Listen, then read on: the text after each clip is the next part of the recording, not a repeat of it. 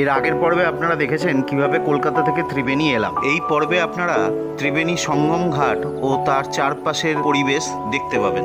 আজ 14ই মার্চ 2025 দোল পূর্ণিমা। আজ সকাল 6টা থেকে দুপুর 11:35 পর্যন্ত একটি পবিত্র স্নানের যোগ রয়েছে। তাই আজ গঙ্গার বিভিন্ন ঘাটে পুণ্যার্থীরা স্নান করছে। মনে করা হয় মৃত মানুষের শবদেহ দাহ করার পরে এই ঘাটে তার অস্থি বিসর্জন দিলে ভগবান ধাম প্রাপ্তি হয়, অর্থাৎ তাকে আর এই মর্তলোকে ফেরত আসতে হয় না। তাই এখানে বহু মানুষের অস্থি ভাসানো হয়, ফলে এই ঘাটের অপর নাম অস্থি ঘাট। এর বাঁদিকে রয়েছে ত্রিবেণী শ্মশান এবং ডান হাতে রয়েছে ত্রিবেণী খেয়াঘাট।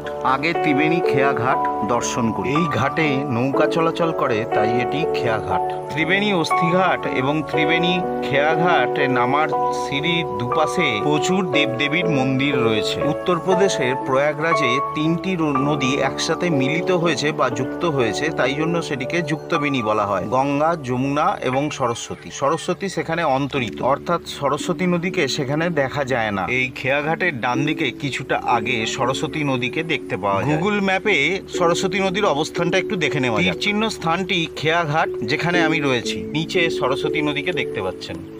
এখানে যমুনা নদীকে দেখতে পাওয়া যায় না, যমুনা এখানে অন্তরিত। মনে করা হয় উত্তরপ্রদেশের ত্রিবেণীতে নদীগুলি যে যুক্ত হয়েছিল, এখানে এসে তা মুক্তি পাচ্ছে, তাই একে মুক্তবেণী বলা হয়। তাই মনে করা হয় এখানে স্নান করলে আত্মারও সমস্ত পাপ পুণ্য থেকে মুক্ত হয়ে ভগবান ধাম প্রাপ্তি হয়। এই বাঁদিকে ত্রিবেণী অস্থিঘাট দেখতে পাচ্ছেন। লোকমুখে শোনা যায় এখানে শ্রী চৈতন্য মহাপ্রভুর পদধূলি পড়েছিল। এই অস্থিঘাটের বাঁদিকেই রয়েছে ত্রিবেণী মহাশ্মশান। চলুন এবারে ত্রিবেণী মহাশ্মশান দর্শন করে আসি।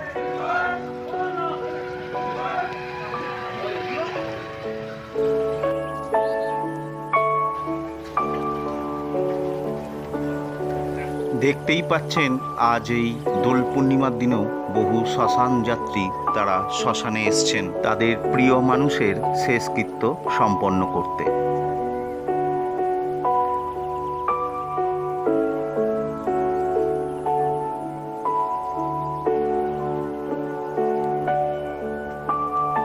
শ্মশানে বহু মানুষের ভিড় রয়েছে। সব দেহ দাহ করার জন্য কিছু নিয়মকানুন এই নোটিশ বোর্ডে দেওয়া রয়েছে। চলুন এবারে ত্রিবেণী অস্থিঘাটে যাওয়া যাক এবং সেখানে গিয়ে আজ এই পুণ্যতিথিতে গঙ্গা স্নান করে নেওয়া যাক। গঙ্গা স্নান সারা হয়ে গেছে, এবারে মা গঙ্গার পুজো দিয়ে নেব। এই ঘাটের ঠিক মাঝখানেই মা গঙ্গার বিগ্রহ প্রতিষ্ঠিত রয়েছেন এবং এখানেই আমি পুজো দিলাম। মা গঙ্গার বিগ্রহ দর্শন করছেন। এই গঙ্গার ঘাটে অনেক দোকান রয়েছে যেখানে পুজো সামগ্রী কিনতে পাওয়া যায়। মা গঙ্গার পুজোর প্রসাদ দর্শন করছেন। এখানে নকুলদানা এবং বাতাসা মিষ্টান্ন রূপে নিবেদন করা হয়। আজ এই দোল পূর্ণিমার মহোৎসবে কিছু মানুষজন এই বড় ক্রুজটি ভাড়া করে এই উৎসবে সামিল হয়েছেন।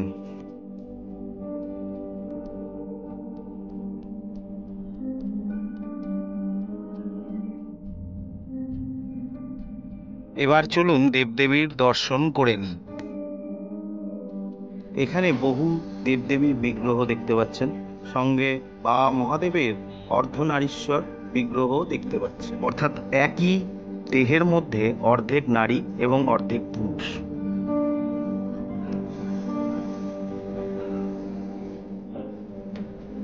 এখানে সতীমাতা এবং ধর্মরাজ বা যমরাজ এবং তার বাহনের বিগ্রহ দেখতে পাচ্ছেন।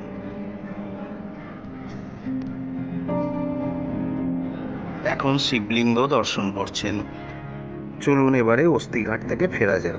রাস্তার দুপাশে অনেক দোকানপাট রয়েছে, তার মধ্যে কিছু দোকানপাট আজকে খুলেছে, আবার কিছু দোকানপাট দোল খেলার জন্য আজকের বন্ধও রয়েছে।